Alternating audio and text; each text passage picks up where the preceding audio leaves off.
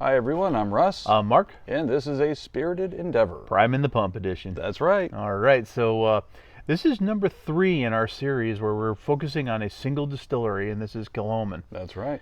Yeah, so we've done the Seneg, and then we did the Machir Bay. Now this is the Machir Bay cask strength. And I'm really curious about Ooh, this. I'm really curious about this one. Now, I mean, these are going to be spaced apart, but we just did the Machir Bay, and so that's really fresh in our minds, and I'm really curious to see, what the cask strength brings to the table now. Agreed. This is going to be about as close to an A-B comparison as you can get, literally coming off of one going straight to the other. There were a few things that we found were not lacking necessarily, but we would have liked to have a little bit more in the Machir Bay. Maybe the cask strength brings it. I'm really curious about this one. Yeah, I am too. All right, well, let's get into it and Cool. see what we got here. Sounds good. All right, so this one is 58.6 ABV. Okay, so So the it's- Machir Bay is normally 46%, so that's a pretty good bump. Yeah, so I'm expecting that this is going to have a whole lot more flavor to it. And, have similar notes. Now it's the same color. Yeah, it really is. Yeah, you got that pale lemon color to it. Okay. Oh, now that's interesting. So that's different. It is. So I mean, it still has the lemon on that, but to me it smells like that lemon furniture polish. Yeah. I think the grain comes through a little clearer on this one. I'm getting a little vanilla as well. Yeah, I am too. And it's like the grain is like granola. Yeah. It's like got a granola aspect to it with a little bit of vanilla, and maybe some fruit in there, like dried fruit. Yeah. But that lemon just keeps coming back. Agreed. Yeah, the malt and the lemon are probably the two main ones that I'm getting. Yeah, Interesting. I know, right?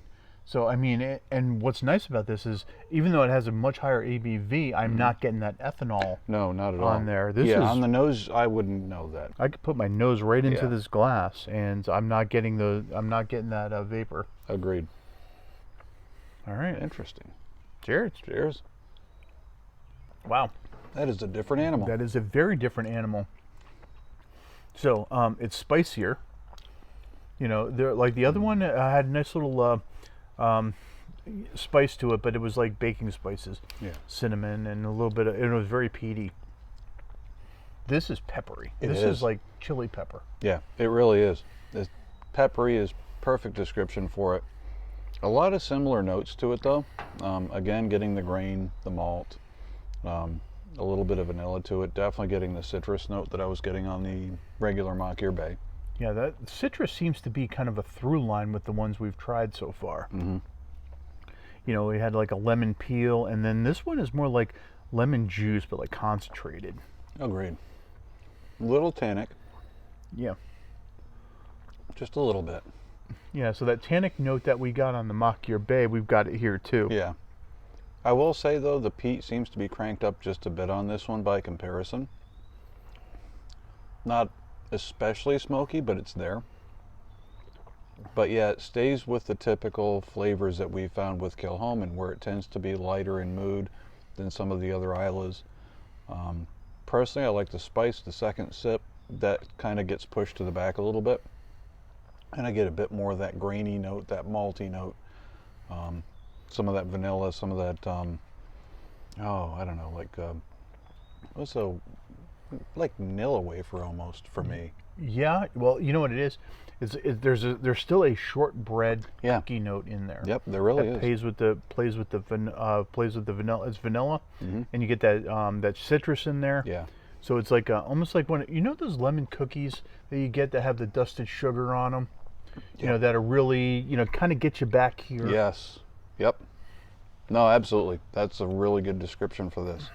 Yeah, it's interesting how that citrus lemony note carries through both on this one and the regular Machir Bay. Yeah, no, Honestly, I think I prefer this I would to agree. the Machir Bay. Oh yeah, by all means. I think there's a lot more flavor going on in this. There is. I think basically what this does is it takes what's in the Machir Bay and kind of cranks it up a bit, which for me works nicely. While again, I did get a little bit of a tannic thing to it on the first sip. The second sip, I didn't notice that.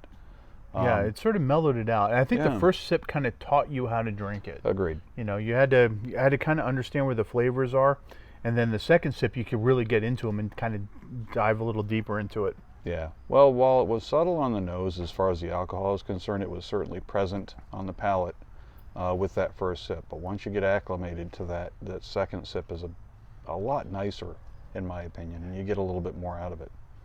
What's interesting is this is literally making my mouth water. Yeah. Yeah, there are only a few whiskeys that do that with me, and it makes talking very difficult, I will say that much. But this is certainly one of them, and I really like that. There's something about that little zing that it brings that just, the salivary glands just go nuts. Yeah, we just have to have a little spittoon over here. Yeah, that might be a thing. Yeah. Yeah, Spirited Endeavor spittoons. Spittoon. Yeah. All right. Well, what do we think here? Oh, wow. So, I'm giving this one a 4. Yeah. I'm giving it a good solid 4. I'm with you on that. Hit me on another day, I might give it a 4.5. Yeah. So far, I think the regular Machir Bay, while good and tasty, I think this is definitely a step above that, and I still say the Cineg would be my favorite. But if they did a cask strength version of the Cineg, oh my God, that would be amazing. But no, this is truly impressive, and I love the fact that we can pick up on the personality of the distillery, that there are those common through lines with the whiskeys. We've had, this is the third one, and they've all had certain elements to them, which I find very interesting. If you're looking for something that's got a little peat and a little smoke to it, this is probably a good direction to go. Again, not real dark. If you're looking for something a little brighter, these guys are definitely putting it out there. Well, we're really impressed with this distillery. Yeah. I think it certainly holds up against all of the Isla distilleries. Yeah. It's really, they're really earning a place. Yeah, no, I like that they're doing their own thing. Really cool place. I enjoy it. Well, thanks for joining us, everyone. All right, and we'll see you on the next one. Take care. All right, bye.